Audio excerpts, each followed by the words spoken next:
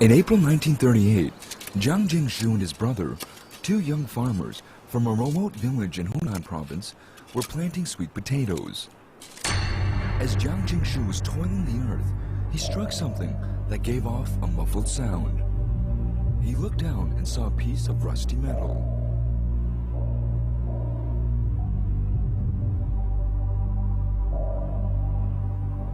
Jiang Jingshu cleared away the earth and saw engraved patterns. The other side had no rust at all. It appeared to be part of a metal object.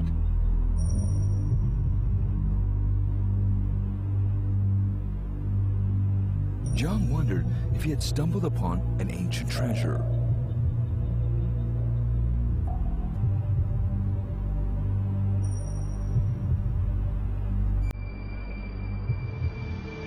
They kept digging and were stunned by what they found. The object was very large and had an unusual shape. Despite not knowing what it was, they knew it was an ancient relic.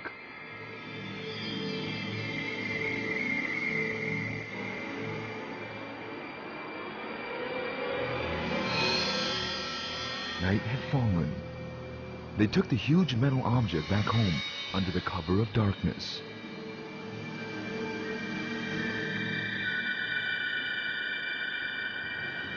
They never expected that this metal object would go on to change lives, and that the object itself would undergo its own tumultuous journey.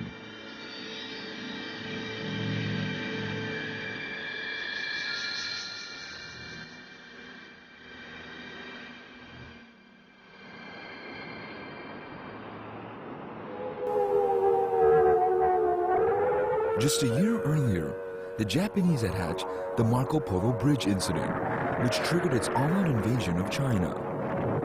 They deployed troops and rapidly moved southwards.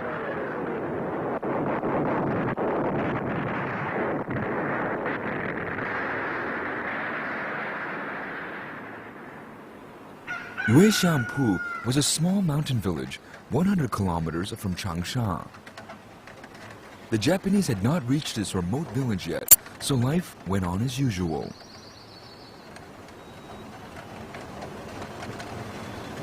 But Jiang's discovery upended this once peaceful village. Jiang Yunmei is nearly 70. He clearly remembers his father constantly talking about the discovery.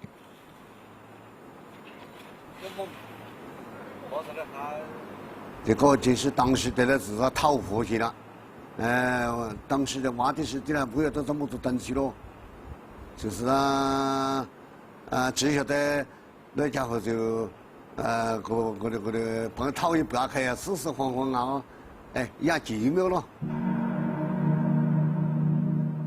It has 4 ridges, each covered with a long sheep horn.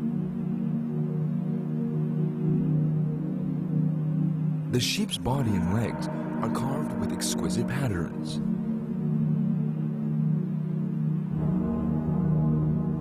On the forelegs are birds ready to take flight.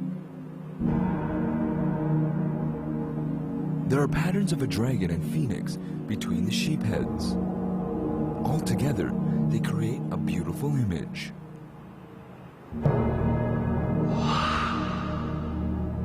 It weighs about 32 kilograms. The Jiang brothers thought they could sell it for a high price due to its unusual form, jet black luster, and heavy weight.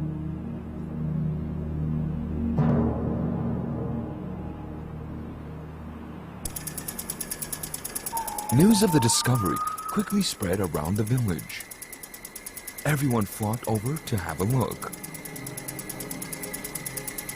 Worried about its safety, Jiang Jingshu had to ask a powerful local to keep the situation under control. 这个刚才经济很多人到来看了，在湖里晓得那对在古里发现么子东西哦，就到来看，看就不晓得同这几年结果，只晓得说哎呀，挖点宝啊，挖点宝啊，就是跟挖点宝，根本人类没他们是哪个人来干的呢？没他们是个只晓得地瓜。奇怪啊，那个东西它也必须要花纹啊，那个东西半夜人家搞得蛮精美，出息啊，也是好看的。Every day, crowds would show up to get a glimpse. One day, Jiang Jingshu noticed that the tip of one of the sheep horns had been broken off. The damage convinced him to hide the treasure. After that, he rarely showed it to anyone.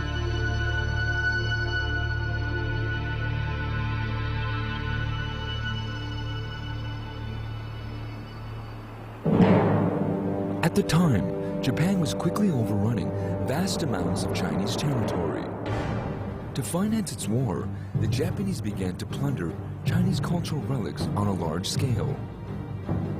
They worked hand in hand with corrupt black market Chinese art dealers to ship many cultural relics abroad, defying all bans against it. As China was engulfed in war, prohibiting the export of ancient relics was low on the list of priorities.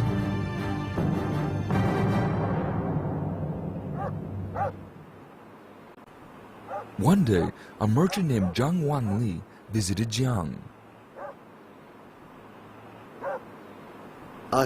他就是我们王社灯啊，他给的钱呐，但我的他就住在我现在的嗰叫王社，个专业啊，个梅花生意的。But that was only his cover. He was actually an antiques dealer. After closer examination of the engravings, he immediately realized its value. But being a shrewd businessman, he hid his excitement. He calmly and casually told the go-between that he would pay 400 silver yuan for the relic.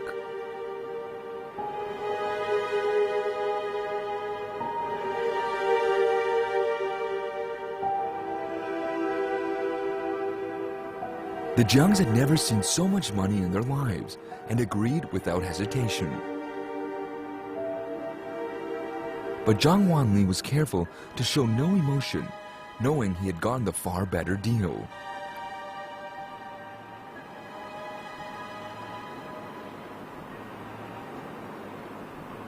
Both parties believed they had just made a fortune.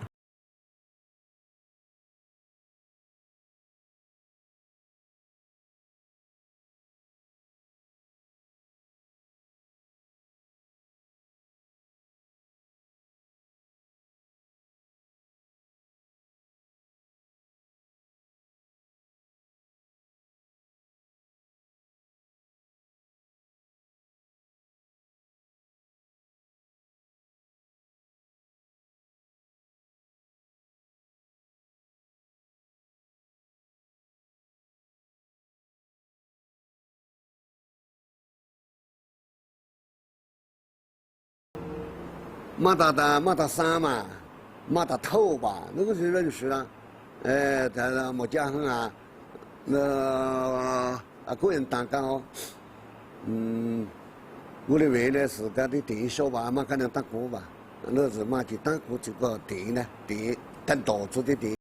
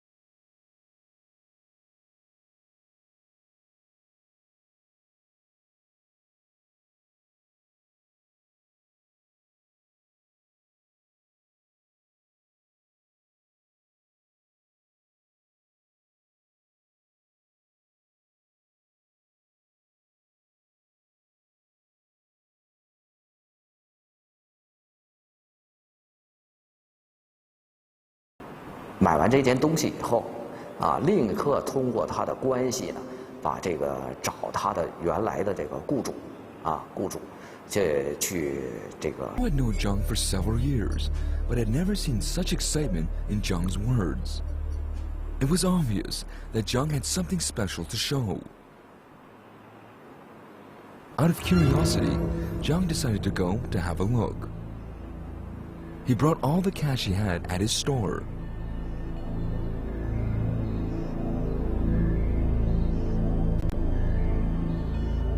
When Zhao arrived, Jiang Wanli's store was sealed shut and guarded by armed soldiers.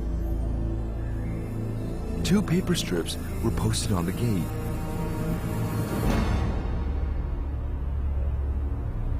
The local government had shut down Jiang Wanli's store.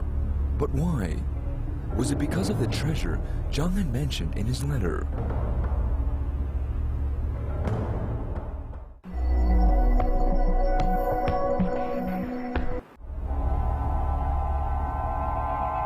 Zhao later found out that Jiang Wanli's store had been searched and closed down by the Kuomintang government in Hunan Province. Rumors had spread that Jiang was engaged in illegal speculation of cultural relics. The bronze object he had touted had disappeared.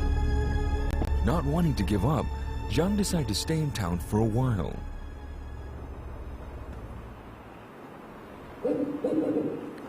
That night, Jiang went over to Jiang Wanli's store. There were no guards around.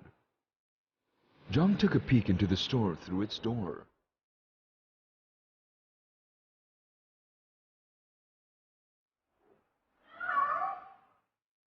There was no one inside, except for a cat and some porcelain shards. What had happened? Where was Jiang? Where was the treasure?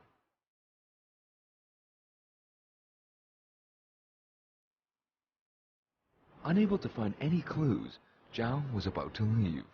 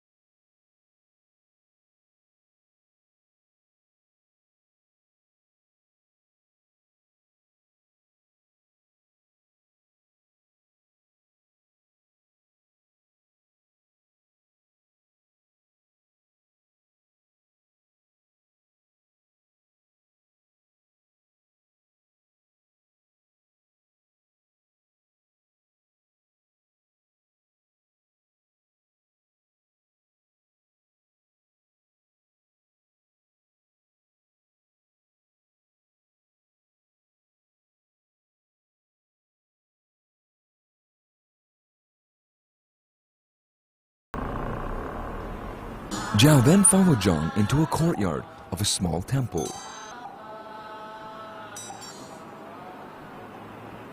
It turned out that the government had been tipped off about Jiang's underground dealings in the antique world. A warrant was issued to search his store and for his arrest. To evade authorities, Jiang Wanli fled to a temple with the bronze object. Knowing that Zhao would come in search of the relic, he posted someone near his store to wait for Zhao.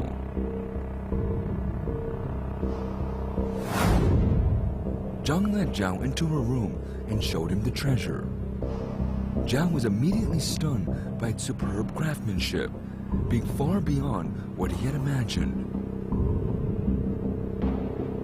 Zhao, an expert in antiques, had only seen bronze relics of this quality in books.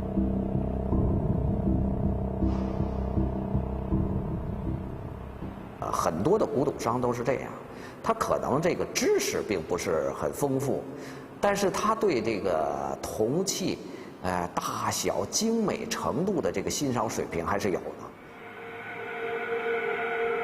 " Zhao first thought it was one of the best ritual vessels from the late Shang dynasty, dating back more than 3,000 years ago. 首先从铸造技术来说，它代表了商代后期最高的成就，而且我们看到就是在器物的制作过程中，就是工匠或者我们换言之当时的艺术家，他把他的思想将动物的造型融汇在器用中，而且通过精湛的铸造技术来就是能够充分体现当时他的思维、他的思想。所以从各个方面来说，他应该说都是技术与艺术的完美结合。 Its much larger size makes it stand apart from other wine vessels of the period. The 4 sheep with big curved horns emit a grand air, making the rim look less monotonous. Its casting testifies to the extraordinary level of skill reached during that period.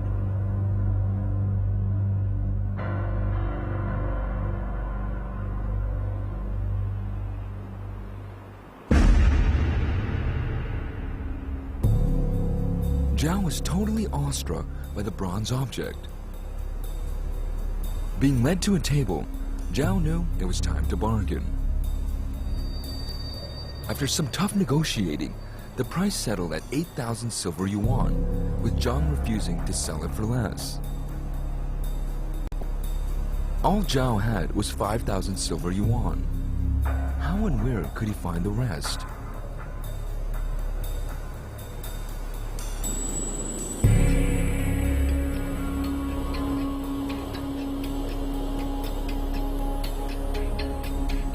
The two agreed that if Jiao could not get the money in 3 days, Jiao could sell it to someone.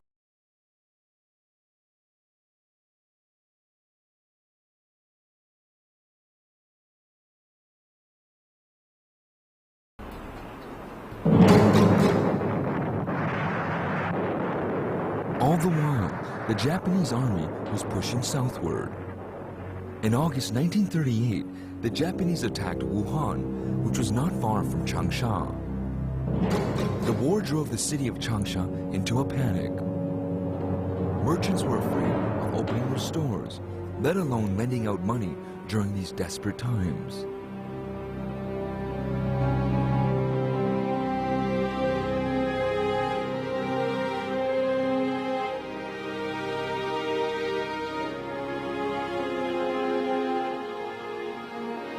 As Jiao feared he was nearing the end, 3 local antique dealers, led by a man named Yang Cheng, came to his house. News of Jiao's trip to Huangchai to see the treasure had spread throughout antique circles in Changsha.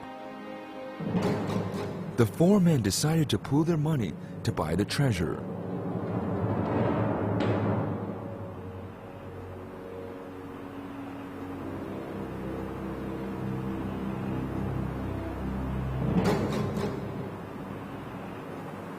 The 4 hurried back to finalize the deal with Jiang.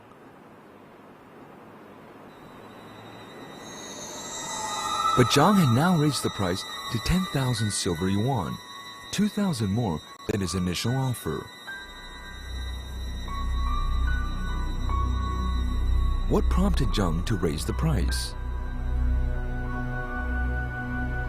万利山货店这个老板啊，一看来了这么多人，而是专门从事这个行业的，可见这个东西价值很高，所以呢，他就抬高了价格。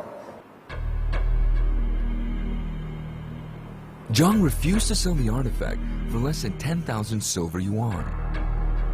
The 4 knew all too well how valuable the wine vessel was. It was unthinkable for the 4 to go home empty-handed. So after careful deliberation, they decided to buy it.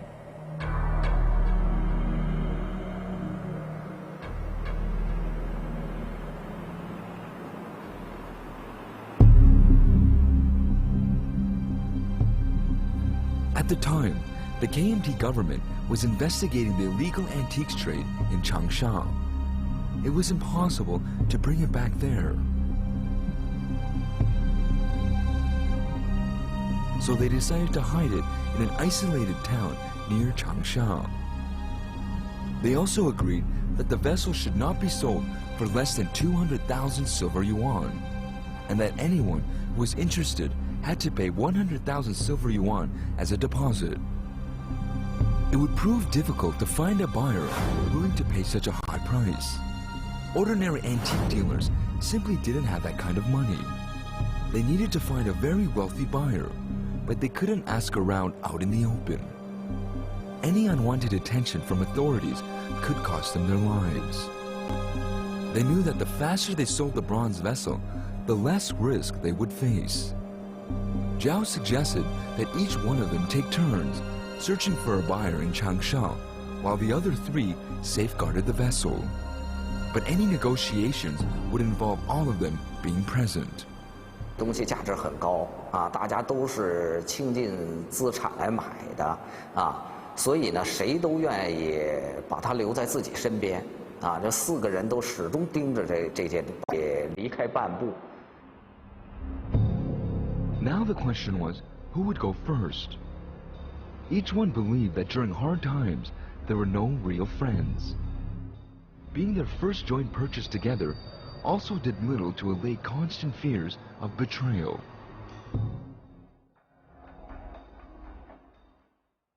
So they drew straws to decide who would go first. Yang Ke-cheng became the first to look for a buyer.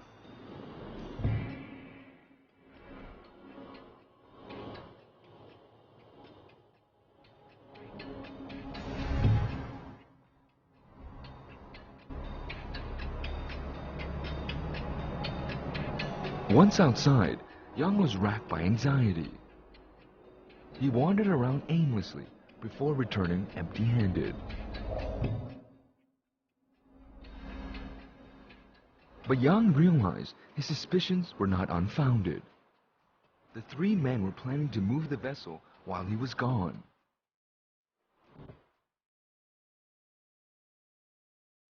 Fearing he was in danger, Yang quickly fled.